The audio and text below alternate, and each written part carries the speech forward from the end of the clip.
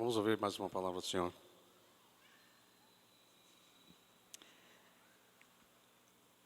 Irmãos, é uma palavra que Deus colocou no meu coração para falar para a congregação desse retiro. Eu creio que é a resposta de muitas orações, eu creio que é a resposta de muito clamor para que alguma coisa acontecesse. E eu lembrei que as oliveiras lá em Jerusalém são o símbolo de Jerusalém. São oliveiras que já estão plantadas há mais de 2000 anos. E por que ela é o símbolo? Porque quando a gente pensa que ela vai morrer, existe um rebento e traz novas folhas e novos galhos. E o que eu quero dizer hoje de manhã, em nome de Jesus, que cada um de nós é uma oliveira. Cada um de nós é uma oliveira que deve nascer um rebento novo. E esse retiro é esse rebento. Talvez quantas pessoas estão envelhecidas no espírito, a gente pensa até, eu acho que eu estou acabando com a minha vida espiritual. Não. Este retiro é um rebento novo, uma nova esperança. Jesus foi o nosso rebento. E eu quero ler de Isaías 11, que diz e confirma: então brotará um rebento no toco de Jessé, e das suas raízes um renovo frutificará. E repousará sobre ele o Espírito do Senhor. Esse Espírito repousa sobre você. E o Espírito de sabedoria, de entendimento, o Espírito de conselho e de fortaleza, o Espírito de conhecimento e de temor do Senhor. E deleitar-se-á no temor do Senhor, em nome de Jesus. Que nós possamos realmente sair renovados, fortalecidos desse retiro. Muito obrigada.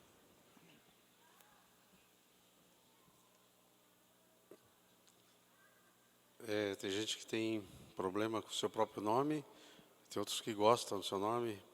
Eu quero dizer que fui agraciado por um nome que é Ramos de Oliveira. Eu era da Oliveira Brava, mas agora foi enxertado na boa oliveira, Jesus Cristo. E esses renovos vão brotar e florescer. Quando Jesus recebeu aquele instrumento estranho para o maior resgate de toda a história, uma cruz, um madeiro, e ele falou: como que eu uso essa arma, Pai? Como é que eu vou usar? E aquela arma era uma arma que era usada de uma maneira diferente. Aquela arma foi usada contra ele mesmo. Ao invés de apontar aquela arma para o inimigo, apontar para o diabo, ele apontou aquela arma para si mesmo. E ele foi pregado no madeiro. Acabamos de ver aquela dança representando a cruz de Cristo. Ele foi pregado no madeiro. Porque a vitória dessa vez ia ser diferente. O Senhor disse: se o grão de trigo caindo na terra não morrer, fica ele só. Mas se morrer, dá muitos frutos. E depois ele disse: essa cruz, que é a arma que o Pai me deu, vocês também vão ter esta arma. Que arma nós vamos usar, Senhor? A mesma arma, a cruz. Quem quiser ser meu discípulo, tome sua cruz e siga-me. Quem quiser, pois, salvar sua vida, perdê-la. Mas quem perder a vida por amor de mim e do Evangelho, salva-la. A cruz de Jesus foi a morte dele. E a cruz não é nada agradável. Jesus disse: Pai, se possível, passa de mim esse cálice. Mas se tiver outra maneira, se não tem outra maneira, eu vou fazer a tua vontade. Queridos, não tem outro caminho. O caminho é da cruz. Você quer ter vida, vida abundante? A vida nasce da morte. Se nós quisermos preservar nossa vida, nós vamos perder. Mas aquele que dá a vida por causa de Jesus, esse vai ganhar. Então agora nós participamos do resgate, do maior resgate. Nós somos convidados para participar com Jesus. Que arma nós vamos usar? A cruz. Quando nós morremos, então esse renovo, esse broto, esse renovo de Deus pode nascer. Se o grão cai na terra, uma semente cai, não morre, não tem renovo, não tem broto, não tem primavera, não tem flor, não tem fruto. Mas quando ele morre, aí vem o fruto de Deus. E Jesus morreu, foi plantado.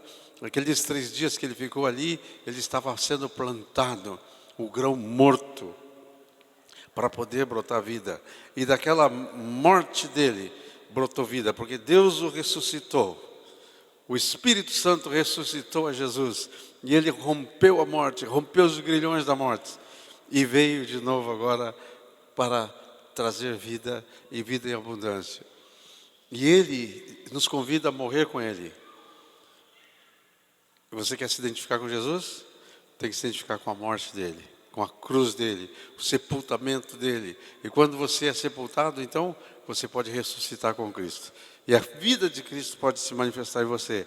E a vida de Cristo pode se manifestar em mim. E assim é que nós vamos levar a vida para os outros lá fora. Quando a vida de Cristo se manifestar em nós. Quando esse renovo, esse broto, essa vida que procede de Deus estiver em nós. E depois Jesus ficou com eles 40 dias. E Jesus deu uma ordem para eles e disse assim: esperai aqui em Jerusalém, até que do alto vocês sejam revestidos com poder. Esperem em Jerusalém. Não saiam para fazer nada. Muitas vezes nós queremos sair apressados, fazer alguma coisa para o Senhor, mas o Senhor Jesus disse: esperem. Esperem em Jerusalém, até que do alto você seja revestido com poder. Sempre que Deus quer fazer alguma coisa, Ele te chama, Ele diz o que quer fazer, mas depois Ele te capacita. E quando Ele nos chamou para sermos testemunhas e proclamadores, Ele falou: esperem em Jerusalém. Aí quando Jesus estava para subir aos céus, e começou a dar as últimas instruções para eles, disse: eu quero dar instruções, eu quero que vocês vão por todo mundo, ide por todo mundo, pregai o evangelho a toda criatura. Quem crer e for batizado será salvo. E estes sinais vão acompanhar aqueles que creem. E aí ele fala dos milagres, dos sinais. Mas ele diz: esperem do alto receber o poder. E depois vocês vão pregar o arrependimento. E Lucas fala que ele vai pregar arrependimento.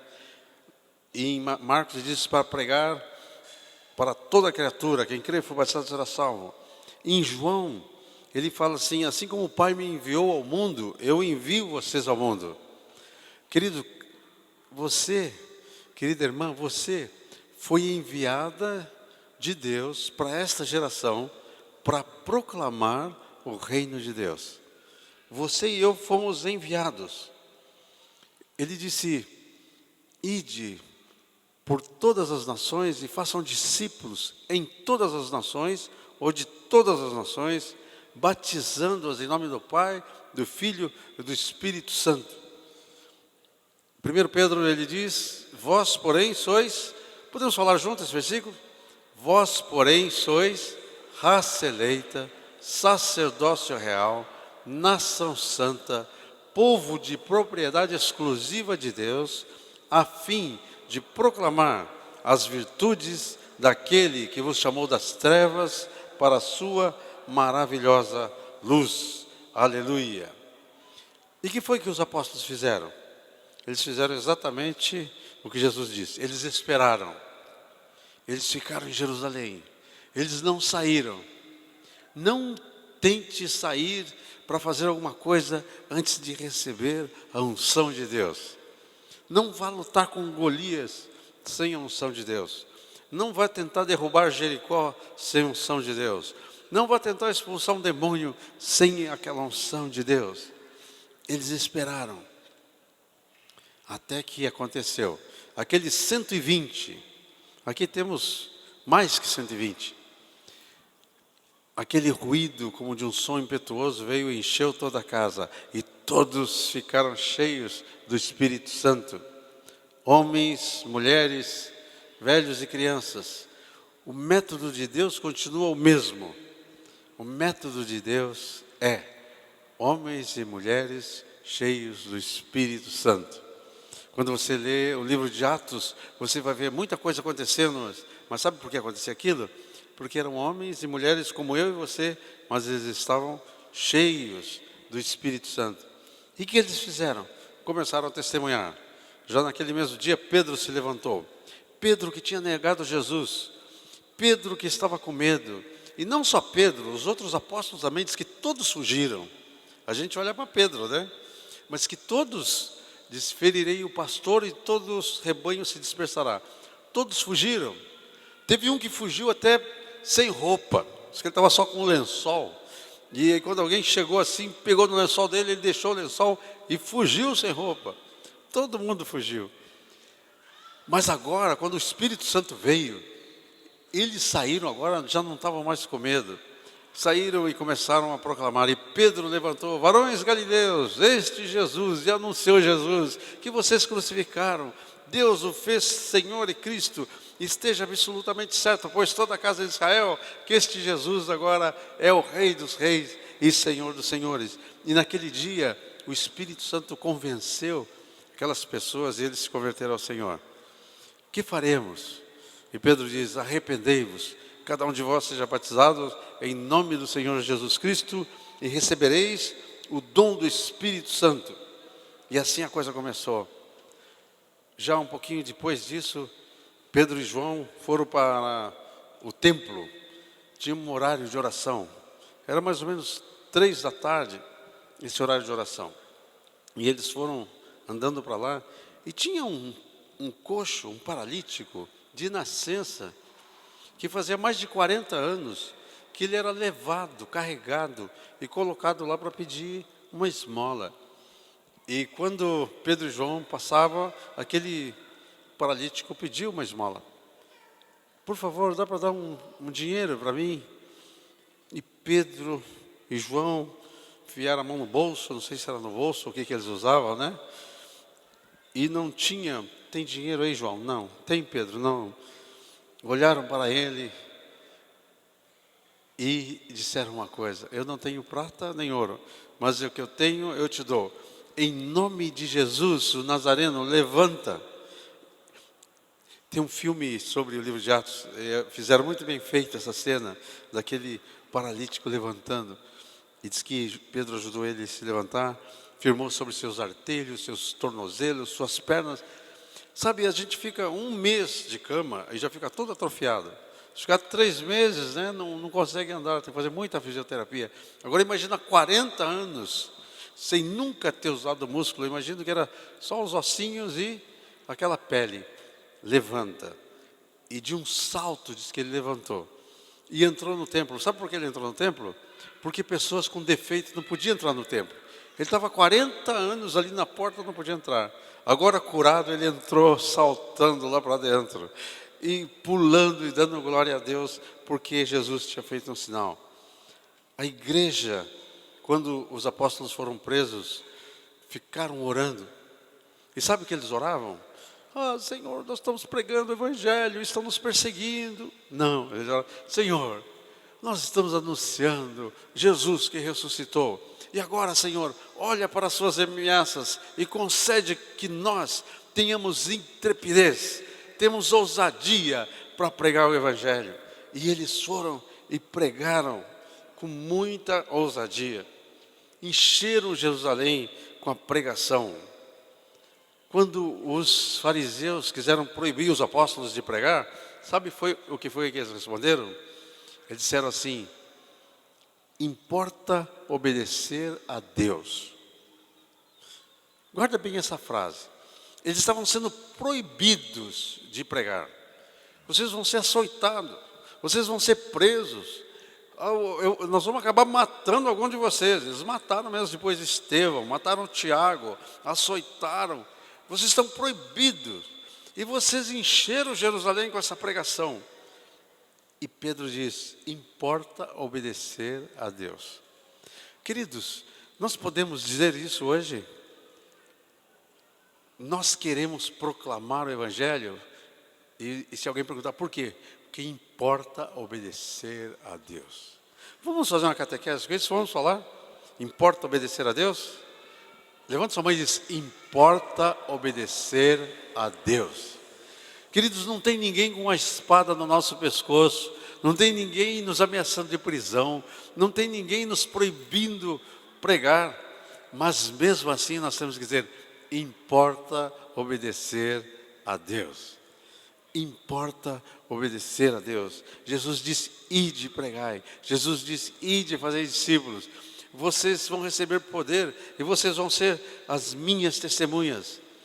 Então, ali no livro de Atos, a gente vê que diz que todos os dias, de casa em casa, no templo, não cessavam de pregar a Cristo Jesus. Amados, eu queria dizer uma coisa que a gente vê no livro de Atos, que diz que todos os dias, no templo e de casa em casa. Aqui nós vemos dois lugares que um não é mais importante que o outro. Quando fala no templo, não era dentro do templo, diz que eles reuniam no pórtico, no pátio, ali, porque no templo eles não entravam, os sacerdotes entravam, eles ficavam no pátio. Mas a igreja reunia, mas havia uma manifestação de uma celebração da igreja ali que reuniam juntos com os apóstolos. Há uma expressão da igreja, quando nos reunimos juntos, essa expressão é importante que estejamos juntos. E há uma outra expressão que diz de casa em casa. Então, nós não temos que optar, não, eu sou da igreja na casa. Outros, não, eu sou da igreja no templo. Queridos, nós temos uma expressão nas casas e nós temos uma expressão todos juntos. Amém? Então, quando os apóstolos convocavam a igreja para se encontrar, eles estavam todos juntos lá. Eu gosto de uma palavra que tem no Atos que diz assim, perseveravam unânimes no templo. Unânimes quer dizer todos juntos. Quando tocava a trombeta assim, agora nós vamos ter oração, diz que perseveravam. Agora nós vamos todos juntos lá em tal lugar, todo mundo junto.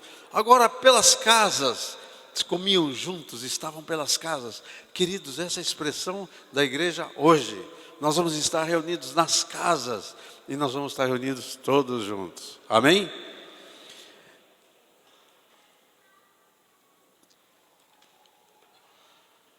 E a palavra crescia, se multiplicava o número dos discípulos.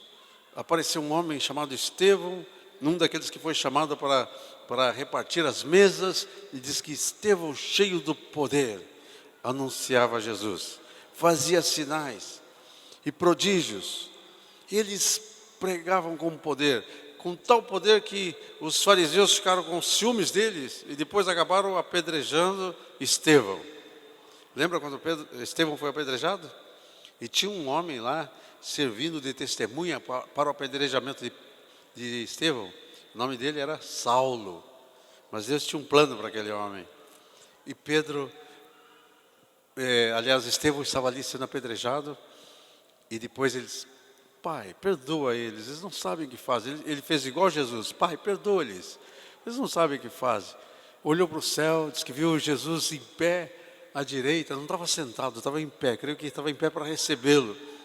Vejo o trono de Deus, Jesus à sua direita em pé, o rosto dele brilhava como um anjo, e diz que adormeceu e partiu para o Senhor.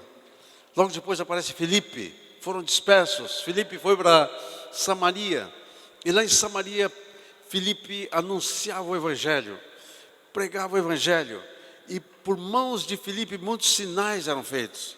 Os coxos andavam, os paralíticos andavam, os cegos viam, os surdos ouviam, muitos demônios saíam. Quem era? Era um dos apóstolos? Não, era um daqueles 7 que foram escolhidos para ajudar a servir as mesas. Mas diz que eram homens cheios do Espírito Santo.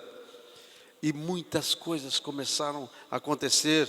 E no meio daquele avivamento, o Espírito Santo tomou, arrebatou Filipe dali, do meio daquele monte de gente, havendo um avivamento, gente se convertendo, tirou ele para pregar para um homem só, o eunuco, aquele oficial da rainha de Candace, e você sabe da história.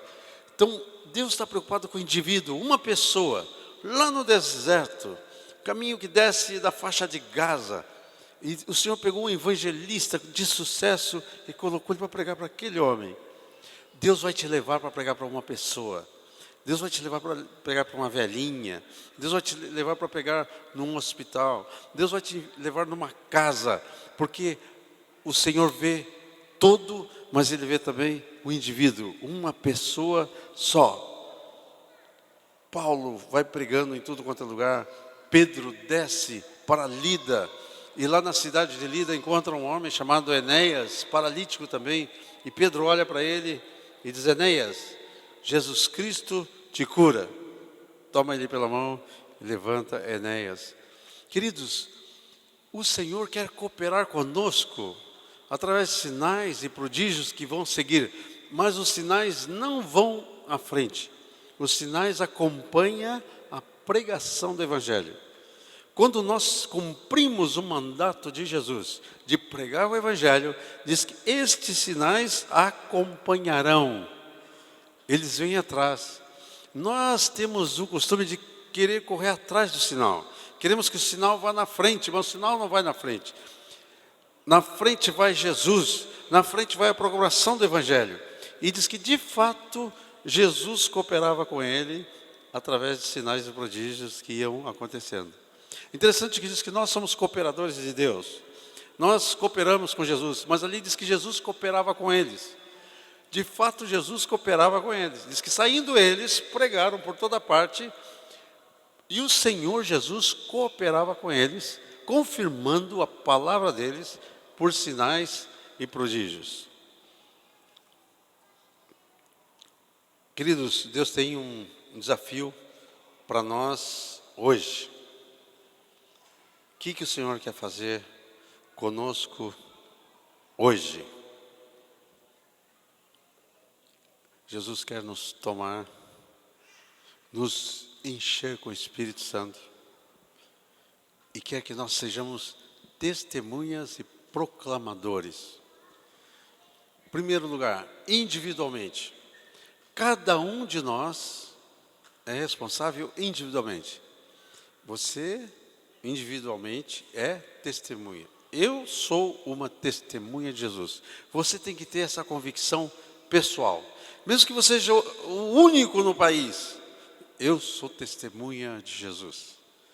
Você tem que estar convicto disso.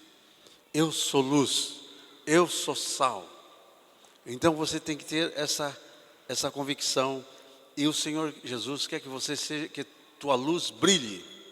Tem um cântico aí que diz: deixa a sua luz brilhar, deixa a sua luz brilhar, deixa a sua luz brilhar. Parece que foi um cântico último que o Asaf fez. Deixa a sua luz brilhar. Agora, Deus fez uma outra coisa. Quando Ele mandou os apóstolos, Ele mandou de 2 em 2, companheirismo. Você tem um companheiro? Você tem uma companheira?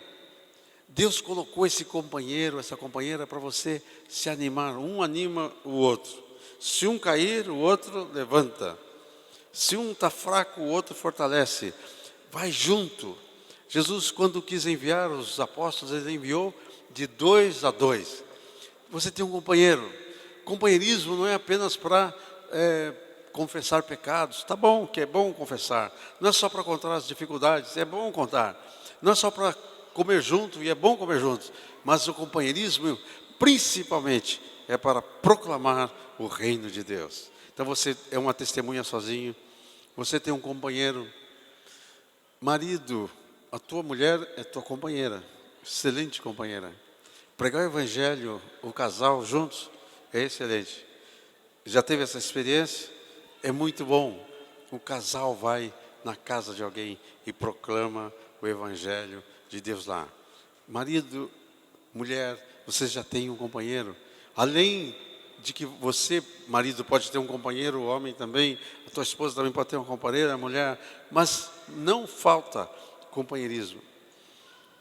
Outra coisa, a tua casa é um lugar excelente para proclamar o Evangelho.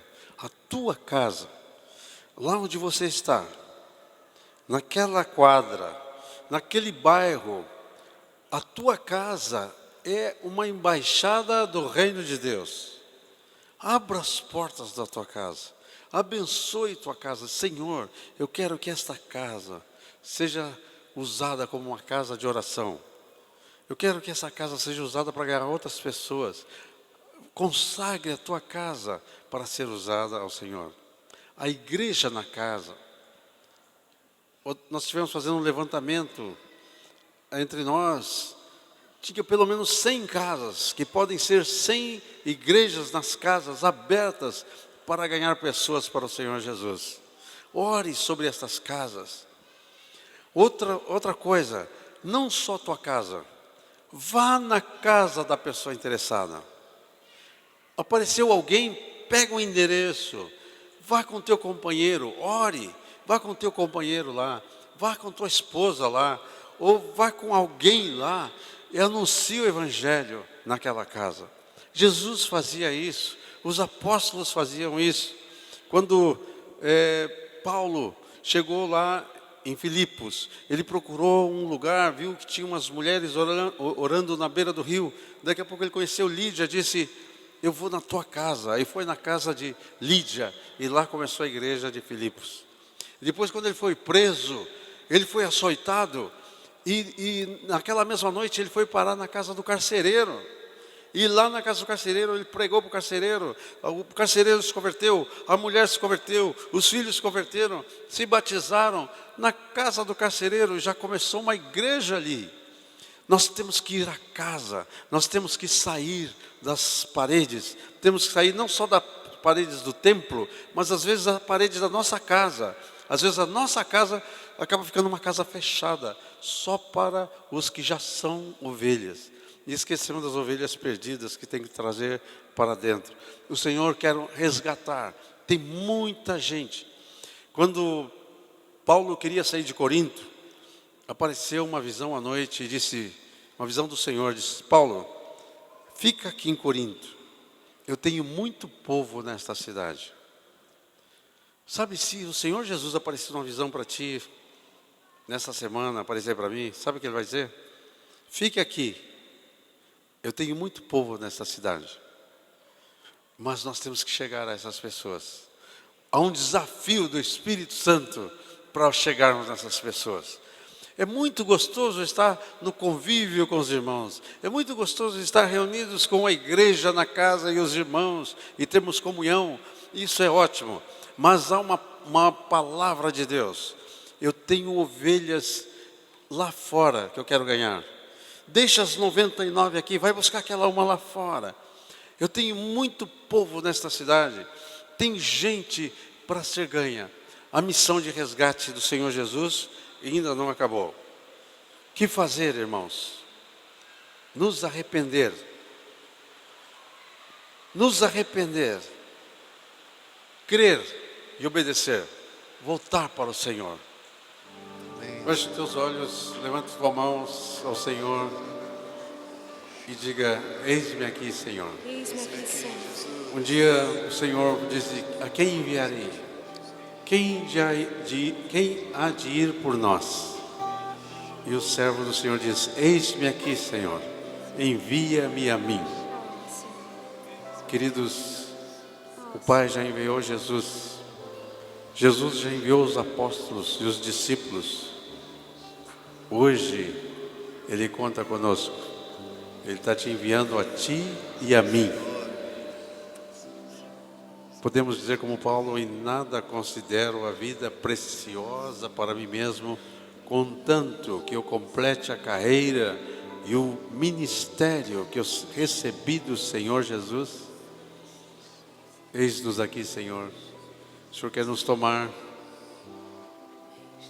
nos lavar, nos limpar, nos encher com o seu Santo Espírito, e quer que sejamos testemunhas e proclamadores por toda a parte. Nós somos os olhos dele, nós vamos ver as necessidades. Nós somos as mãos dele para tocar e curar. Nós somos os pés que vamos percorrer todos os lugares. Nós vamos expressar o amor de Deus. Aquela criança, aquele adolescente, aquela família, aquele que está perdido vai ser achado. O Senhor quer usar você e a mim. O Senhor quer usar você e seu companheiro, sua companheira. O Senhor quer usar você, marido e mulher. O Senhor quer usar a sua casa. O Senhor quer que você entre nas casas proclamando o Evangelho das boas notícias, das boas novas, da redenção de Deus. Ele morreu, Ele ressuscitou, Ele está sentado no trono e Ele voltará. Enquanto isto, nós anunciamos o reino de Deus. Aleluia. Recebe a bênção de Deus. Recebe a unção de Deus. Recebe o poder de Deus. Amém. Amém.